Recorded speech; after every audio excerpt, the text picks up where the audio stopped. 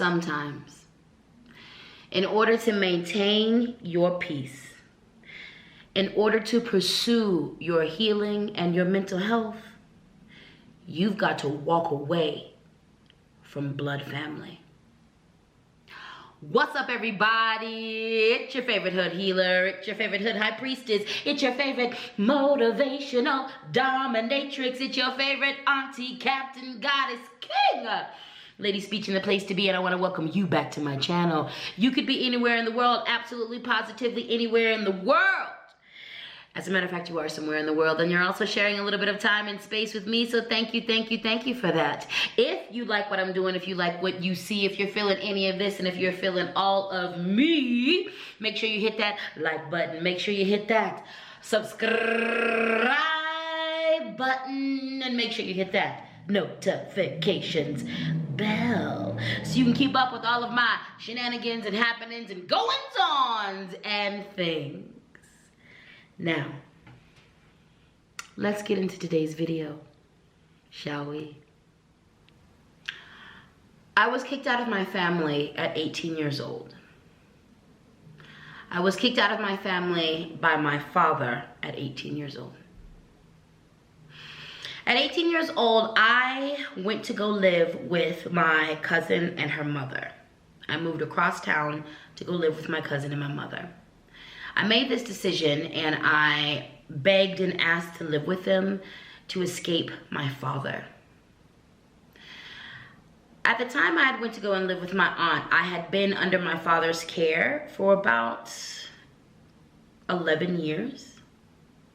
Before I was under my father's care, I was under my mother's care. And my mother lost custody of me when she landed in the hospital because of a drug overdose. She was also diabetic, so it was just all bad. It was all bad. It was all bad.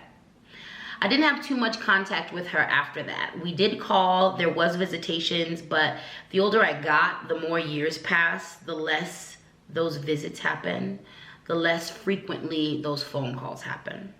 My father was my entire world. The whole time I lived with my father, I was being abused. Before I continue, I want to be clear that I'm a survivor of child rape, child molestation. I am a survivor of extreme abuse, mental abuse, emotional abuse, physical abuse, spiritual abuse, sexual abuse. My father was my worst abuser. My father abused me in every way except for sexually. The torture I underwent, the torture that I survived under my father was horrific. It was horrific. It was absolutely horrendous. When I went to go live with my aunt, I was 18 and I was officially dropped out of high school. I didn't graduate high school. I had about 3 or 4 more credits to go that I needed before I could before I could graduate, and I couldn't do it. By the time I got to my senior year, my mental health was absolutely shot. I was hanging on by a thread. Thoughts of walking into traffic, thoughts of unaliving myself, that was an everyday thing for me. It was absolutely positively an everyday thing.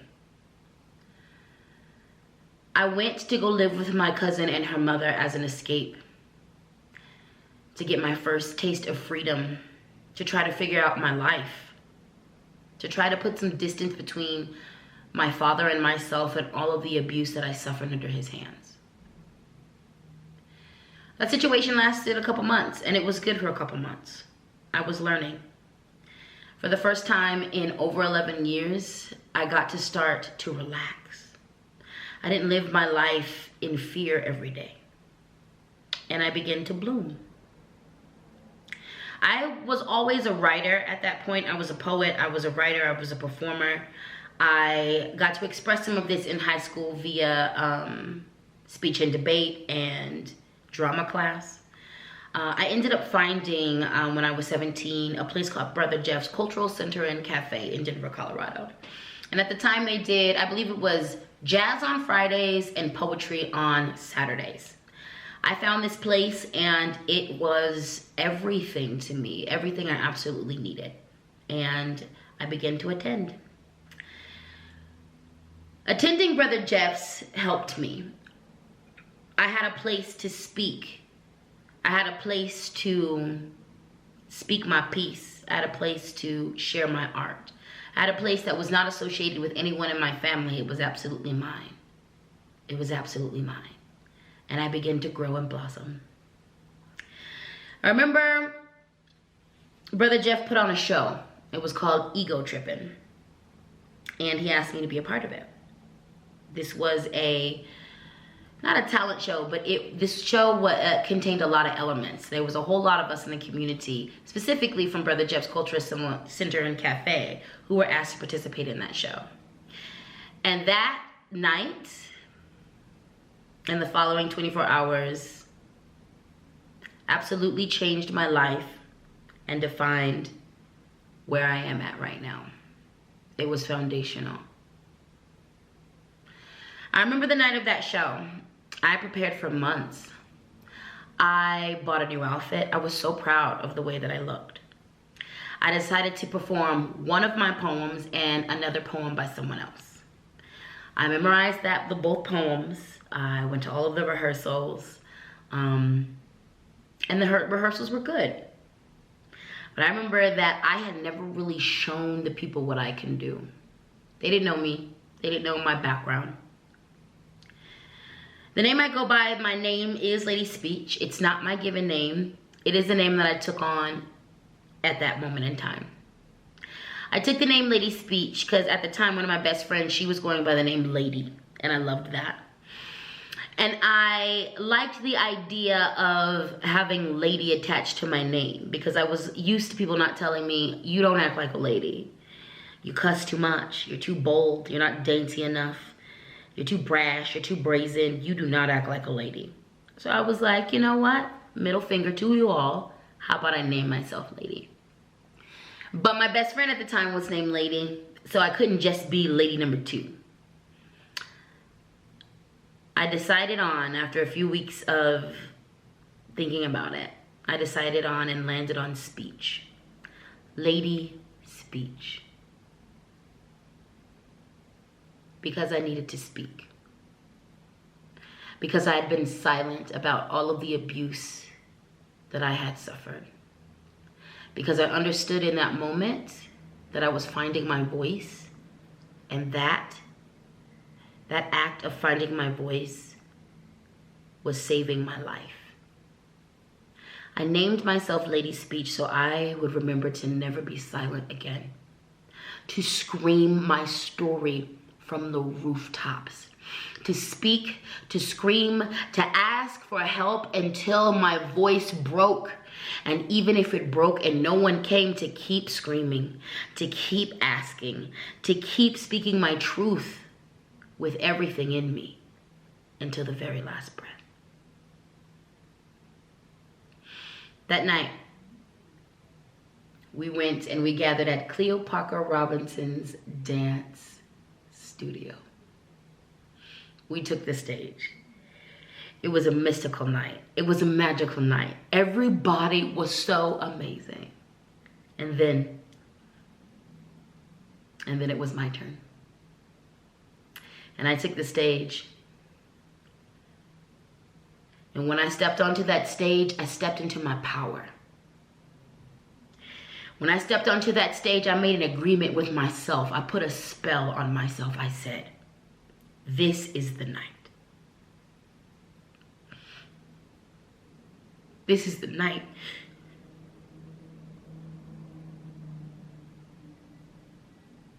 where you will become your name. This is a birth. And you'll never be silent again. No one will ever make you shut up. You don't have to lie anymore. You don't have to act like everything is okay when it's not. You don't have to act like you are in so much pain. You don't have to act like you are absolutely traumatized. You don't have to hold space for any of your abusers any longer. You don't have to keep silent about the things that they did to you anymore. When you leave this stage tonight, you are new. And who you used to be is no longer. You are powerful now. You are you now. You are self-defined now. And no one can take that from you.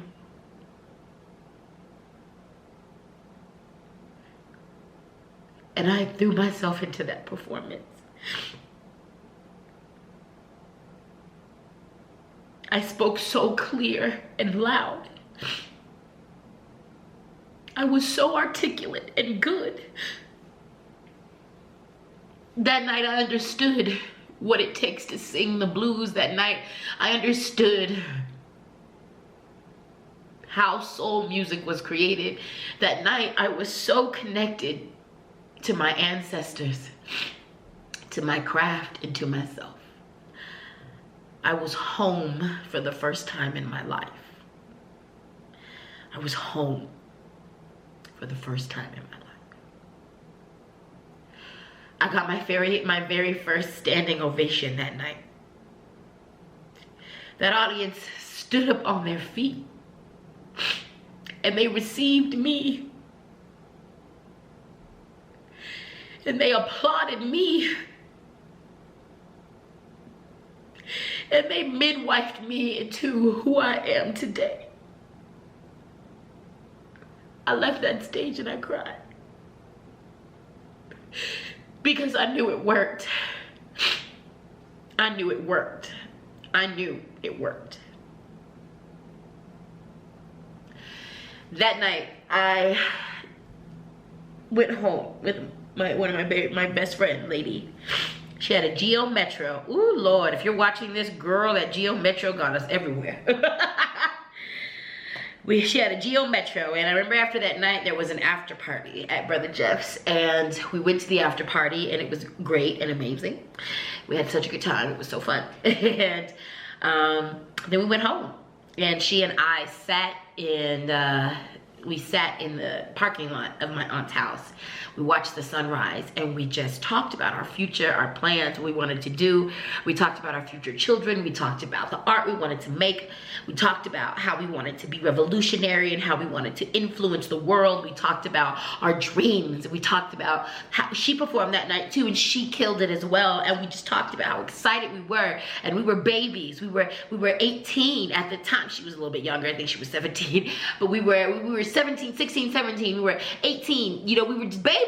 And we were just full of love and like hope and just discovery and value and worth. We were just busting at the seams with so much happiness and greatness. We did that. We did that. We did that.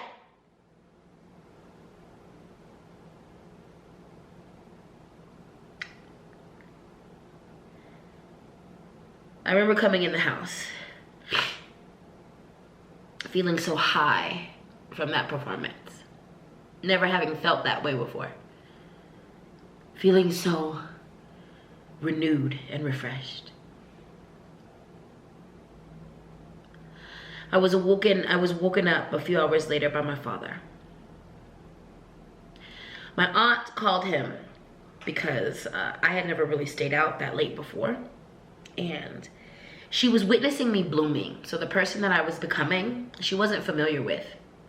I wasn't into any hard drugs. I wasn't even drinking. There was no drugs, there was no drinking. I just was deep into poetry, and I was finding myself, and I was staying out late literally because I was at the poetry. I was at the poetry sessions, the poetry ciphers. I was writing, I was creating, I was living my best artist life. And my aunt called my father because she hadn't ever witnessed that behavior. And my father came to the house the next day. He woke me up out of my sleep, and he straight up told me, I don't want to hear your name anymore. I don't want to hear anything about you. Pack your shit. Out of a dead sleep, after the most amazing night of my life, after not having any contact with that man for months, I was woken up with violence. He threatened to kill me. He threatened to beat me. He threatened to hurt me. He made me pack up everything I owned. I was living in the basement of her house. He made me pack it all up. He made me load it by myself into his truck. He made me get in his truck and say goodbye to my cousin and my aunt. We drove back to his house, where he proceeded to yell and threaten me.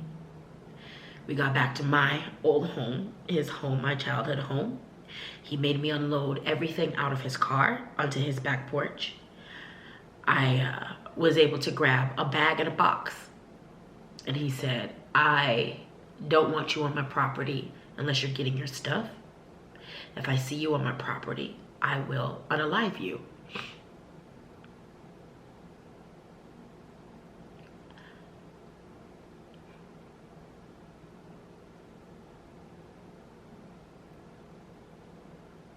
He told me that he expected me to turn out like my drug-addicted mother. He told me that he expected me to die. He told me that he expected me to be drugged out, to have a bunch of kids by a bunch of different dudes, to neglect my children. He said that he didn't expect me to live till 25.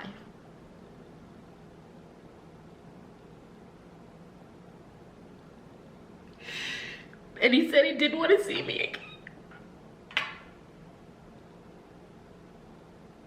He said that I was not welcome in his family anymore, and that he didn't want anything to do with me.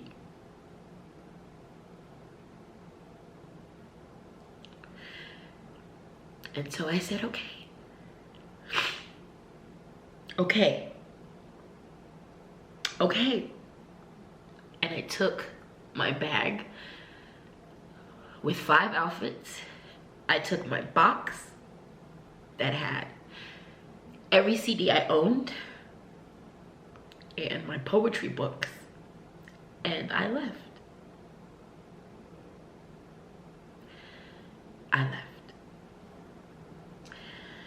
I ended up at a youth homeless shelter, Urban Peak, the only youth homeless shelter at the time in Colorado, and at the time it was the only youth homeless shelter in like the surrounding states. A couple months before all of this went down, right before I dropped out of high school, I remember I was in psychology class with a young lady and we were doing a presentation. The presentation that she gave was about the place she lived in, which is Urban Peak, which is a youth homeless shelter. And I was like, something in my spirit was like, talk to this girl. So after class, I ended up going up to this girl and being like, what is this place? And she gave me a card. And I was like, what do you do? She told me where it was at. And she was like, if you need it, like they're there. And everything in my spirit was like, you're gonna need this. Fast forward, months later, I'm being kicked out of my family. So I had that card in my wallet, I kept it safe. And I made my way to the homeless shelter. And that is where my life began. I got my GED. I was in the homeless shelter for about 3 to 4 months. It was 3 months. It was about 3.5 months. In that time, I got my GED because I was smart. Like, I dropped out of high school, but I was in AP classes. I was in those classes. I was in X classes. I was super smart. Mental health was all the way shot. I took all of my tests. I got my GED like that with the quickness. I ended up getting a job at Wells Fargo, and that's all she wrote. I got my first apartment with 2 crazy ass lesbians. I ended up moving out of that apartment because they were crazy and they weren't taking their meds. And then I ended up living on my own. I got my own apartment, my first apartment, and I threw myself into my healing. I'm gonna be honest, when I was living at the homeless shelter, I was hopeless. And I remember, I still have the book and I still have the poem that I wrote. And I remember sitting on the bench looking at the sunset, and I was writing this poem about how, I'll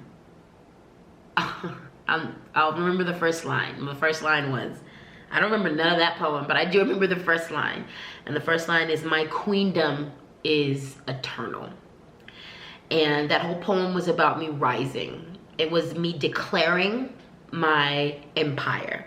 It was me declaring my space, declaring that I was going to be successful, that I was master of my destiny, ruler of my world. I remember sitting and finishing that poem and thinking to myself, I don't want to be on this planet.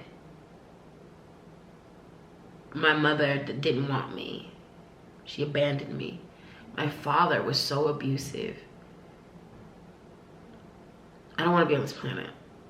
This world hates black people. It hates black women. It hates fat people. I don't want to be here. I have been through so much pain and tragedy. It doesn't even feel worth it. I remember speaking to God on that bench and making a deal. I remember saying, I'll give it 3 years. And for the next 3 years, I'm going to pour myself into my healing exclusively. I'm going to work my healing like it's a job, like it's another full-time job. I'm going to go to work and I'm going to come home and I'm going to fucking heal. That's all I'm going to do. And if I feel good in 3 years, I'll stay here. But if I don't, I gave it a really good run and I'm going to go. That 3-year mark came and I was doing really good. I was doing good. Yes, I was making mistakes because I was a child out here on my own. Frontal lobe not developed, no mentors. I'm just out here willy-nilly it, surviving. And that 3 years hit and I was like, I can do this. I want to keep going. I'm building something really good. I like my new life. However, I absolutely understood that as much healing as I had done, I had a lifetime of healing to do. I was hell-bent on not being like my father. I was hell-bent on not being like my mother. And I knew the only way to go through that is to do the healing work. Otherwise, I was going to inevitably turn out just like them. That 3-year mark hit and I knew I couldn't go back. I knew I could not even chance having any kind of contact. I knew from the healing that I had done that my father still had an end to me, that the intensity of his abuse, he's a sociopath. My father didn't just hurt me, he liked to hurt me, and he did inventive, torturous things to hurt me. A whooping was never just a whooping. I was stripped and tied to poles. He literally told me. Most of my beatings, the most severe beatings, he would lead with, I'm going to beat you like a slave. Now, I want you to keep in mind that my family's from the South, from Texas. My father knew exactly what he was doing. And he strung me up like an enslaved person, and he beat me. Relentlessly, often. My face, there were times when I couldn't go to school because my face looked like ground beef. I couldn't go to our religious Jehovah Witness meetings because my face looked like ground beef. I had black eyes, busted lips. I had braces growing up. And what became one of my dad's favorite things to do was slapping me and punching me in the face, specifically the mouth, because he knew that my mouth would get cut up. There would be many days where I couldn't eat because it was pain. The inside of my mouth shredded because of the repeating beating on my face. I knew that if I let my dad in, if I gave him an inch, he would take a mile. I knew that if I went back to my family, that they would excuse and condone his behavior out of fear. I knew that no one was going to stand up to him on my behalf, and I knew that they were not going to heal. I knew the only way to be a part of my family again is if they did the level of healing that I did. I also knew that this is going to be a sacrifice. I have a brother and I have sisters that I did not grow up with. They don't know me. I have no idea if they've seen me on the internet. I have no idea if they've seen any of this YouTube stuff. I have no idea if they've seen me on TikTok. I have no idea. I literally have not had contact with them. Not regular. There was one time. We'll get to that. But I knew.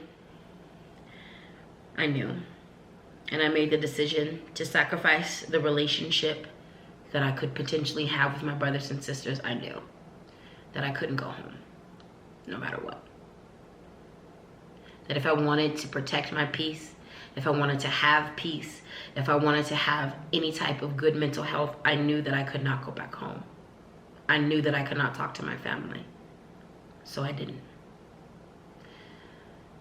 The next time I ended up having serious contact with my family was when I was 26 years old. I joined the Dead Mothers Club. I was inducted into the Dead Mothers Club at 25 because my mother ended up passing away. When she passed away, I hadn't physically seen her since I was 13, and I hadn't spoken to her since I was 16 years old. The last time I had spoken to her was on the phone. And the last conversation was not a good one. I let her know that I didn't respect the fact that I needed her. I needed her, and she was gone. She abandoned me. She left me under the care of my father, who was absolutely abusive. I needed her, and she wasn't there. So I called my dad. I got in contact with him, found contact at 26. I wanted to know if he knew that my mother had passed away. At the very least, I really needed, for my own peace, to know that he knew that the person he created a life with is gone. I am the only child of my mother and my father. And they were married. So for me, I just needed to know that he knew. And I wanted to see where he was at. We ended up getting in contact. And he knew. And he also hadn't changed. But it took me a second to figure this out. Slowly but surely, we were having a little more contact. Over the next couple weeks, months, I slowly started integrating myself back with the family. I was visiting. I was getting to know my brothers and sisters. My two youngest sisters one of them was a literal baby. The other one was a toddler. And my brothers and sisters were young. My oldest brother and sister were young. I remember I was beginning to form a relationship with them. And then one day, me and my dad had to come to Jesus, and this was the first red flag. I contacted my dad because I was like, we need to have a serious conversation. If I'm gonna honestly move forward with you, we need to talk about some things. I left for a good reason, and we need to cover those things. So we go to cover those things. And I remember going to him and saying, one of the questions that I asked, I was like, you know, I've prayed on it, and I've talked to the ancestors, and I've always wanted to know why you escalated, why you beat me so horribly. I feel like you were trying to break me. That man looked me in my eye and said, if you would have stopped smiling, if you would have stopped smiling, if you would have stopped laughing, if you weren't so joyful, I wouldn't have beat you so bad.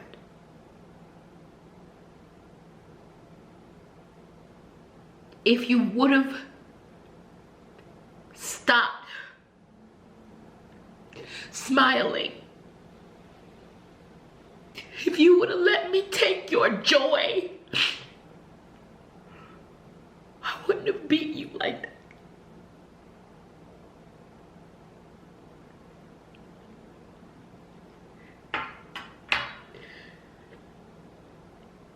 And that's when I knew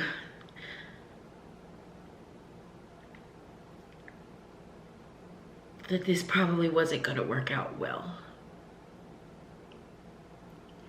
I was so shocked that he admitted it. I was so shocked that he admitted that if I would have broken for him,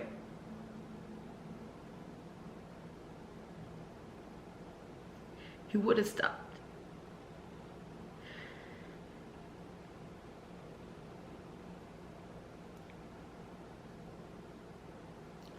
It took me a second with that one. It took me such a long second that I kept hanging out, even though I was feeling so uneasy. The final moment came when I went to buy a car. And he called me the day I was at the car dealership. And he said, "What are you doing?" "I'm at the car dealership." I was like, "Oh, you buying a car?" "Yeah." "Let me be your co-signer. This can be a way we can start fresh." I said, "Okay." He came down and he co-signed for my car. I drove off a lot. It was a good day. When you have a co-signer on your car, their credit gets checked and run alongside yours. They needed some information from my father because he was going through some legal shit. He had some debt and some other stuff, but he was going through some shit and they needed clarification. They called this man and he proceeded to cuss them out. Every person he talked to, he was mean, he was abusive, he was combative with everybody. It got so bad, excuse me, that the dealership called me and said, "Just bring the car back. We don't even want your business. Your father is being so destructive. He's being so foul that we don't even want your business. He's been so abusive to the people at my dealership that we don't even want your business. Please bring us back our car. We're not approving you." My father just co-signed for that car. He didn't put down any money for that car. I did. I put down all the money. I took that car back.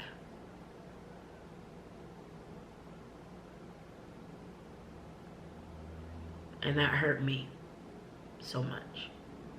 I knew that that was it. We were done. I wouldn't have never talked to him again, except they sent the check to my father's house. They sent my check. I lost half of my deposit, and the remainder, they sent it to my father's house. I was so mad because once I had returned the car, I didn't even talk to him. I didn't even call him to say, "What the fuck is going on with you?" I knew what they said was correct. The type of things they said he said to them, I knew him. I was like, he did that. He did that. He did that. He did that. I'm not gonna deny it. He did that. I was just gonna ghost him and never speak to him again. But they sent the check to his house and I needed to get my money. Our last interaction, I go to the house. I kept calling and ask if the check is there. Once it was there, I go to the house to pick it up. I'm waiting. He lets me in and I'm in the inside of the house and I'm waiting for him to go get the mail.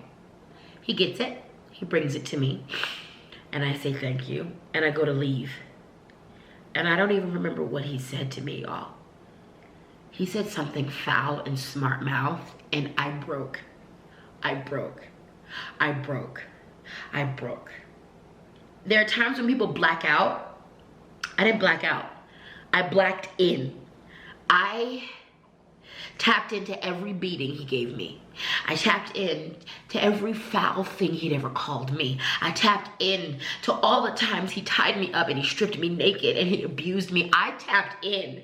I tapped into every experience I had before him. I tapped into every experience I had after him and I lost my shit. I yelled at him. I was the definition of banshee. I was the definition of Oya. I was the definition of Hera. I was the definition of Athena. I was the definition of Urzuli Dantor. I was the definition of Papa Bosu. I channeled everything in me. And I directed my fire, my brimstone, my storms, my tornadoes, my hurricanes, my anger at him. And I yelled and I cursed and I hexed. I told him that his blackness was hexed, that he was cursed, that he didn't deserve the melanin on his body because he disrespected his daughter. I cussed him out. I broke his spirit.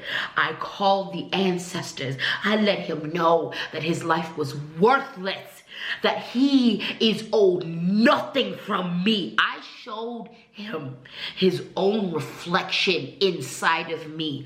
I let him know my final words after I yelled, and it was like a fucking movie. Every point I made, I just stepped forward with hate, and it was a slow process.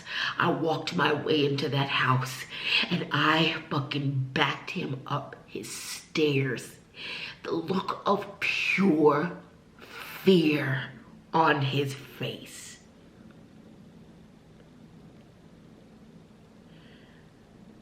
I remember him saying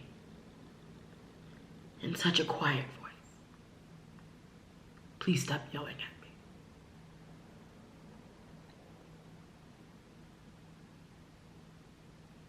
The level of rage that took me up to, I am still a little afraid of myself if I ever go to those heights again. I was like, stop yelling at you.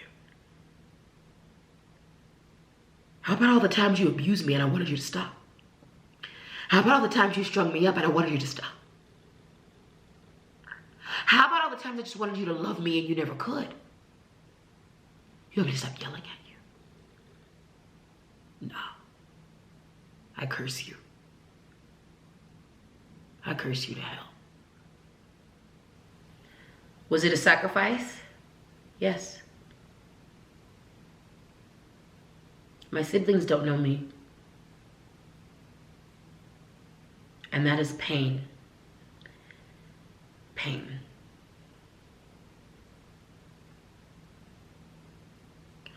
Those first years were fucking lonely and hard.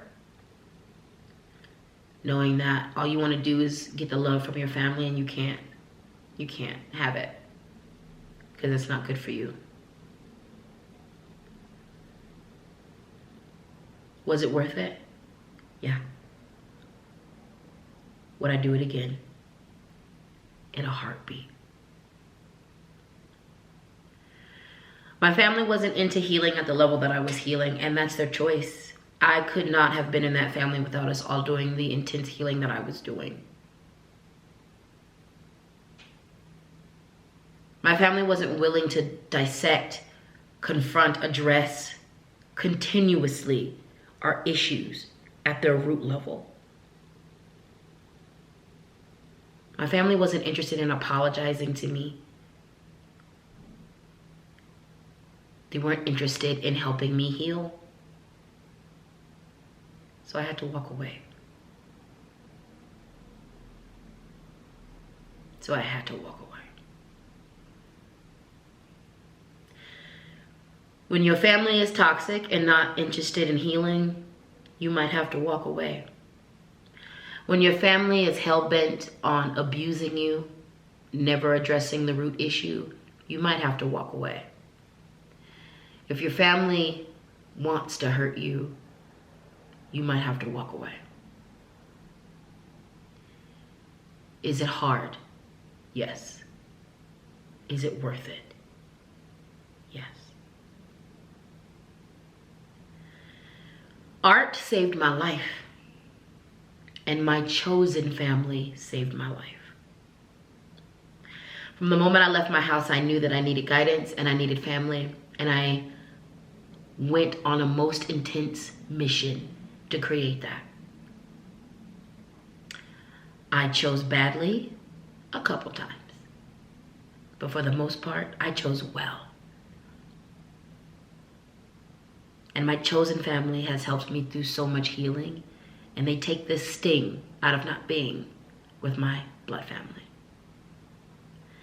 At this point in my life, the only person from my blood family that I talk to on a regular basis is my cousin. I love her dearly. Kim, if you're listening, you're my favorite person on the planet. She really is my favorite person on the planet.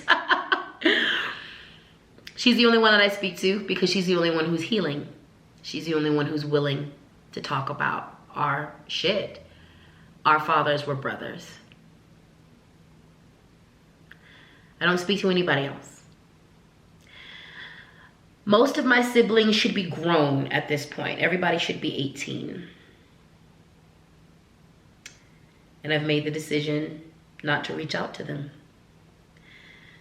A couple years back when my sister was, I don't know how old she was, but I know that she had turned 21. I did reach out to her and I told her that I loved her. I told her that if she ever wanted to talk about what happened, if she ever wanted to understand my perspective, that I was there to give it to her. I also let her know that they have every reason to be mad at me for leaving. They have every reason to feel abandoned, and they have every right to their feelings. If they are angry with me, if they're upset, if they're disappointed, they're allowed. I made a decision, a concrete, permanent decision. If they never wanted to speak to me, I understand. I, of all people, understand. If speaking to me would disturb your peace, do not come over here. If speaking to me would disturb your mental health, do not come over here. I'm always here if they ever want to reach out. I'm always here if they ever want to know my story. But I cannot see myself ever speaking to my father again. And I do not see myself dealing with either side of my family on a regular basis ever again. Because my mental health demands it. Because my peace is worth it. Because healing for me is a whole lifestyle, baby. It's a lifestyle. It's not a destination. It's a journey. And I'm here to play the long game. Sometimes you have to walk away from your family. Sometimes you have to leave people behind who abuse you, who don't love you. And I'm here to tell you that you can be okay. I'm here to tell you that you can be more than okay. You can do more than survive. You can thrive. If anyone is struggling with making this decision to leave your family, I hope this video helped. If anyone is struggling because you've already made the decision and you're just having a hard time right now, I hope this video helped. Every time I share my story, it heals a part of me. It heals my ancestors. It helps me. And I hope and pray it helps someone else. If you made it to the end of this video, whew, child, gold star for you. Lord, this was heavy. I was over here crying. I was going through it. These tears, though, were healing for me. These were healing. And I appreciate being able to share my story in this space. And I appreciate being able to cry those tears for young me.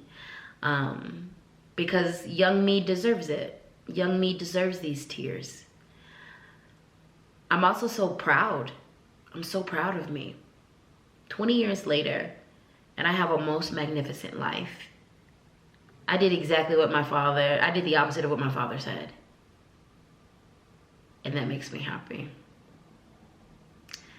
My father was not this happy at the age, when he was this age, the age I am now, he wasn't this happy.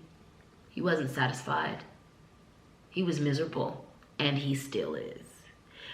And trust me, y'all, before you even Ask me, oh, Karma has whooped his ass. Karma has beat him up. Don't worry. Don't worry. And also, he's got a daughter. He's got a child that is a full priestess. Yeah, our ancestors handled him. So you don't worry your pretty little head about that.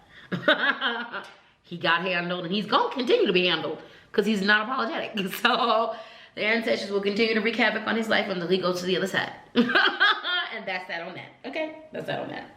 That's that on that. But this was an intense video, and I'm glad that I could share it. If you made it to the end of this video, please take care of yourself. Trust me, I'm gonna take care of myself after this video. I'm gonna make sure I relax. I have some good treats in the back. I'm gonna give myself a good treat. You know what I'm saying? I'm gonna like relax in my bed. I'm gonna do all the stuff. I'm gonna love on my inner child. I'm gonna do all of the things, okay? So you do all of the things too. You do all the things too. And also, I took my spiritual bath this morning. I prayed, so we good over here. I know that this was super intense, but please rest assured that after you see this video, this did not hurl me into the pits of depression.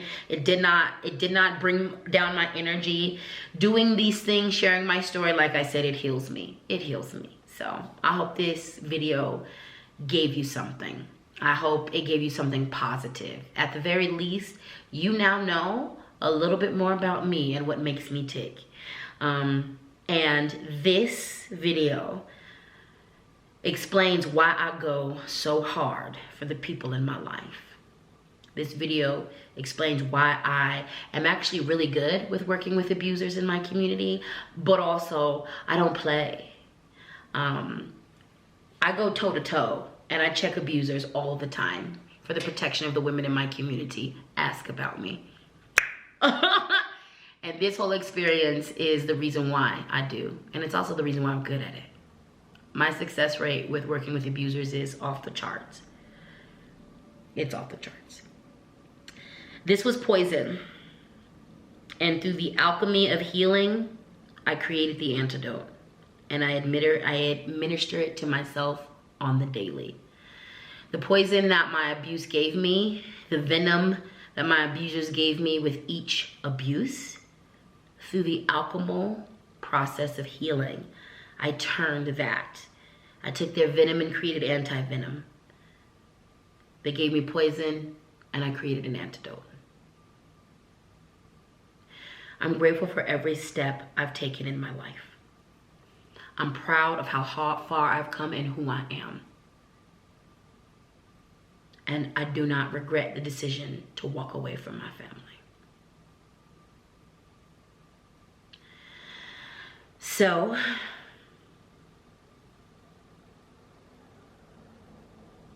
may you be encouraged. Whatever obstacles you are going through right now, know that you got this. And your entire spiritual team got you. You can get through these challenges before you. You have everything you need inside of you. And on that note, I'm gonna let you guys go. Take care of yourselves. Drink your water. Be nice to you. Do something good for your inner child. And you know the drill. If you like what I'm doing, if you like what you see, if you're feeling any of this, and if you're feeling any of me, hit the like button, hit the subscribe button, and hit that notifications bell. I love you. I live you. Thank you. I'll see you in the next video.